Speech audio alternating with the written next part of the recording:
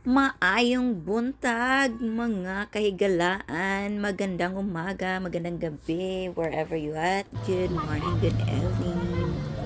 There's only so many. Ito na naman, itutour ko na All naman times, kayo sit all the way back in sa those seats, keep your shoes California on, and enjoy the ride. this year. This is really a great place kung meron kayong maliliit na flat. You have a lot of rides.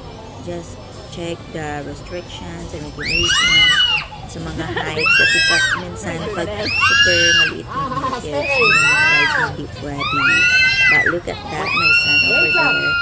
He had fun.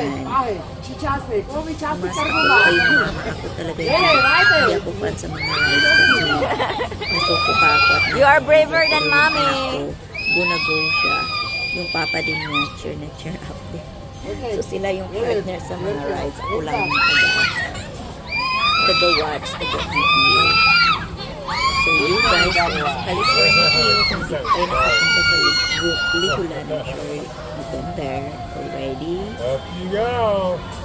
Or case sa US, sa California, try to check the Legoland.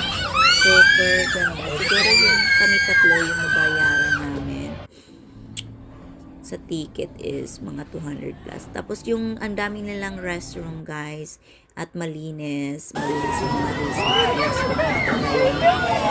Yan sa Pilipinas lang na lang ako mag-comment. Yung mga restaurant sa Pilipinas. Pero dito, super nice, super dami. Meron din sila sa isang home, para sa course. Dami din